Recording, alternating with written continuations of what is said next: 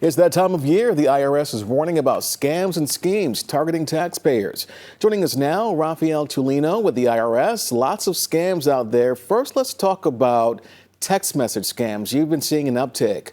What should we be on the lookout for, and what should we do if we get one of those text messages?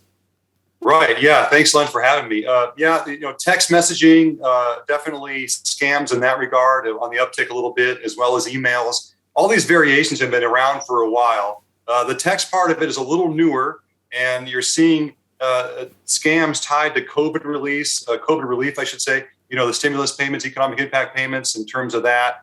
And then you're seeing things related to tax professionals as well as the norm about refunds and accounts and probes and things. And the bottom line is the IRS is not initiating contact via text, via social media, by phone or email. Any of these avenues that come out of the blue are scammers using the IRS as a lure to try to get you to do one of two things: provide personal intrusive information such as bank account information, social security numbers, and that kind of thing, or to click on a link which downloads malware on your computer, which can do some bad things. So definitely want to keep your antenna up. So many variations of the bad guys using the IRS as a lure.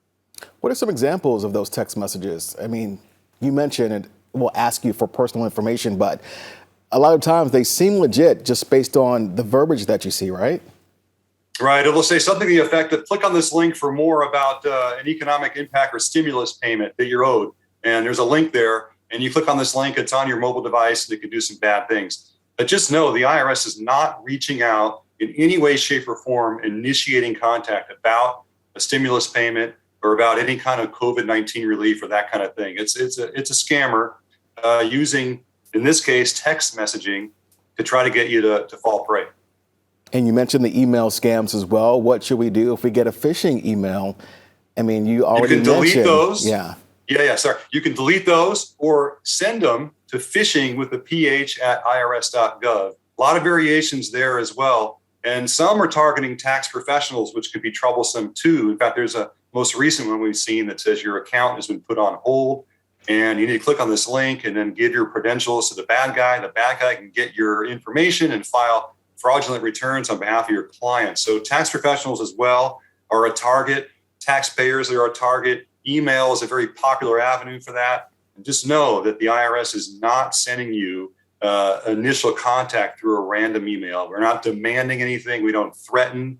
Our way of connecting with taxpayers, the old-fashioned way, snail mail. Yeah, can't say that enough. And what should we be on the lookout for in terms of phone scams, and how do we report those? Same thing. Those have been around for a long time.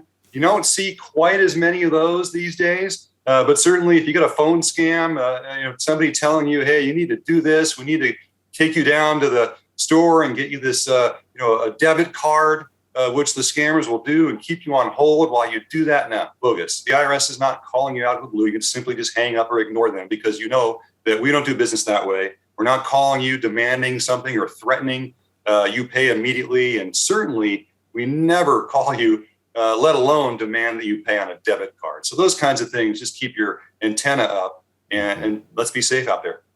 And this year, you're also urging everyone to be on the lookout for unemployment fraud. Tell us about that.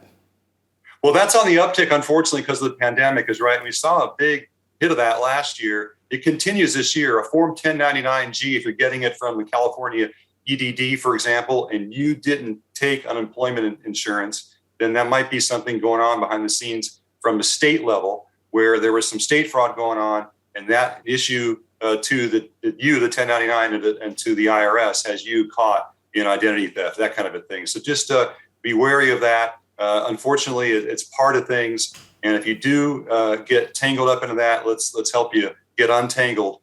Certainly, you want to contact the state about that if that happens to you, and then work with the IRS as well later on.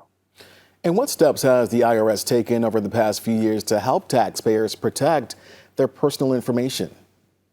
Well, we've had campaigns left and right. Try to minimize your cyber footprint as much as we can. We need everybody's help because the bad guys get the information, the trails left behind when you're online shopping and doing the things we do online, and leave that information out there. The bad guys get it, and they're filing fraudulent tax returns in your name. So our campaigns to let people know behind the scenes, we've got a lot of resources to help people untangle identity theft, if you will, if you get in that position. We have ways for you to prevent it, to let the IRS know if you think you become a victim. There's a lot of resources we've had out there, unfortunately, because of the proliferation of this. But the fortunate part of it, we're working as best we can to help taxpayers if they do happen to be in this position. Yeah, because that has to be a horrible feeling to realize that's happened to you. It is. Do you expect to see an increase in scams this year due to the child tax credit and the overall increase in refunds?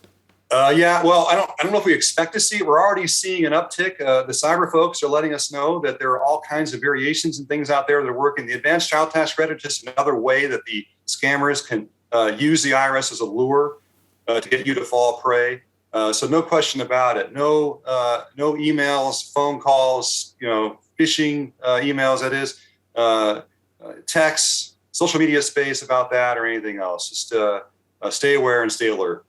And we often hear of our seniors falling prey to these scams. Are identity theft victims typically elderly, or do they range in age? They can be. Seniors can be a little more vulnerable to the request, because the easiest way for a bad guy to ask you for information is to ask you for it and you give it to them. And so, yes, it's not a bad idea if you can to educate those less experienced, like senior citizens or even your children, about the perils of leaving a cyber footprint as much as you don't have to. So those kinds of things are always a good way to go, and some good advice to offer to family members. And before we go, any other advice on how to protect our personal information, and what should we do if we have become a victim of identity theft? Well, for the federal tax system, let us know. We have a form you can fill out if you think you become a victim of identity theft. In fact, the IRS website is really good, full of good information at ID Theft Central of all of what you can do, should do, how to prevent it, and all that. And then the final thing is just another reiteration, if you will. Under no circumstances the IRS initiating contact about a refund, a survey, a probe, an account being on hold, or anything like that, via text, email, phone, social media. Those are the scammers using the IRS as a lure. Yeah, some vital information here. Raphael Tulino with the IRS. Thank you so much for your time. Thank you, Len.